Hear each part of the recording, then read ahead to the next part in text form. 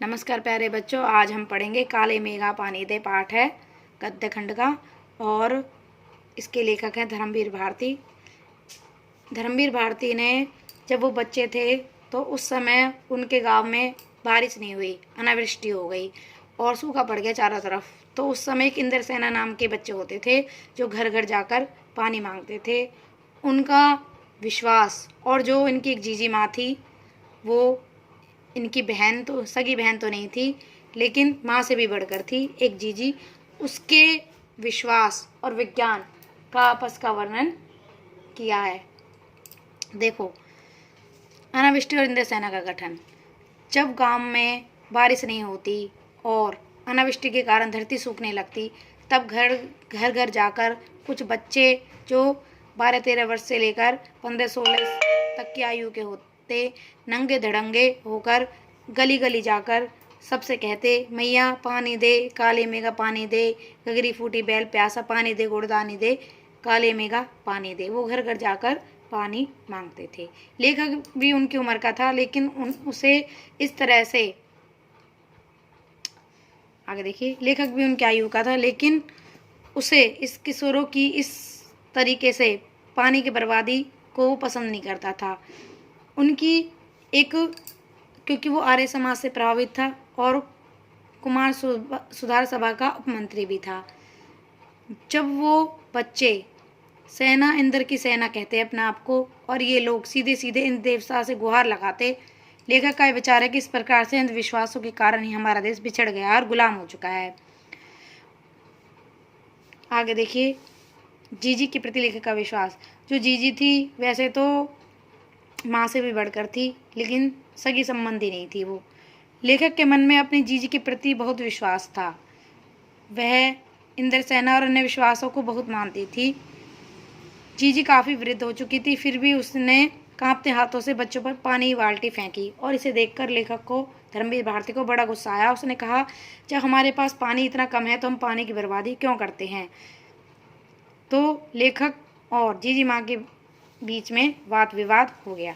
देखिए, जीजी और लेखक के बीच क्या विवाद हुआ। जीजी का कहना था कि यदि हम इंद्र भगवान को पानी नहीं देंगे तो हमें पानी वापस कैसे मिलेगा। जैसे हम कुछ सेर गेहूँ खेत में बोते हैं और वापस में हमें 5-6 सेर गेहूँ डालते हैं तो बाद में हमें वो कई गुना होके मिलता है। उसी प्रकार से हम जब पानी को इन बच्चों पर फेंकेंगे, इंद्रसेना पर फेंकेंगे, तो इंद्रदेव भी खुश होकर हमें पानी की बारिश करेंगे। लेकिन लेखक का मानना था यह सब अंधविश्वास है। आज विज्ञान के युग में कौन ऐसा मानता है। और जब हम इस पानी को बोएंगे तो आकाश में बादलों की फसलें लहराने लगेंगी। पहले हम खुद कुछ देंगे तभी हमें देवता 4 गुना होकर वापस देते हैं, क्योंकि लेखिका का मानना था दान देंगे तो हमें कुछ मिलेगा। आगे देखिए, लेखक का निष्कर्ष। यह घटना लगभग 50 वर्ष की है लेकिन इसका प्रभाव लेखक के मन में अब भी है।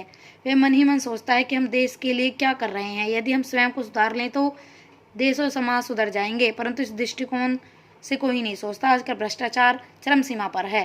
काले मेघा अब पानी बरसाते हैं लेकिन गगरी फूटी की फूटी रह जाती है। अर्थात लोगों में अंधविश्वास बहुत ज़्यादा बढ़ा हुआ। प्रश्न उत्तर देखिए। अब ये 5 प्रश्न हैं, आपको ये करने हैं। देखा, पहला देखना, लोगों ने लड़कों की टोली पर मेढक मंडली नाम क्यों दिया।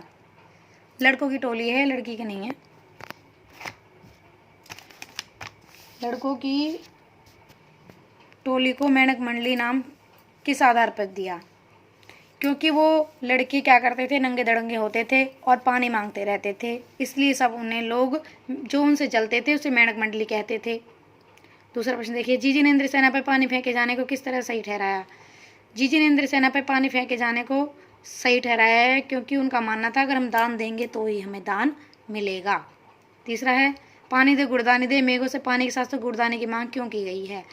पानी और गुड़दानी ये दोनों ही एक जैसे शब्द हैं लेकिन दोनों का अलग अलग अर्थ भी है। कैसे। पानी दे गुड़दानी दे में पानी के साथ साथ गुड़दानी है, जो गुड़दानी का अर्थ है गुड़ तथा चने से बना एक प्रकार का लड्डू। जब पानी होगा तभी चना पैदा होगा, तभी लोगों को अनाज मिलेगा। अतः यह बारिश के होने पर खुशियों का प्रतीक स्वरूप गुड़दानी का प्रयोग यहाँ पर किया गया है। गगरी, चौथा देखिए, गगरी फूटी बैल प्यासा इंद्रसेना के प्यासा रहने की बात क्यों मुखरित हुई है। गगरी फूटी बैल प्यासा में बैलों की प्यासा रहने की बात इसलिए मुखरित हुई है, मुखरित होने का मतलब सामने आई है, क्योंकि आषाढ़ का महीना आने पर भी बारिश नहीं हुई है। अतः बारिश के अभाव के से घरों में बुरा हाल है, लोगों के पास पानी का अभाव है। अतः पशु पक्षियों के भूख का कारण दर्दनाक स्थिति है। इसे दर्शाने के लिए लेखक ने बैल प्यासा शब्द मुखरित किया है। पांचवा देखिए, इंद्रसेना सबसे पहले गंगा मैया की जय क्यों बोलती। नदियों का भारतीय सामाजिक सांस्कृतिक परिवेश में क्या महत्व है।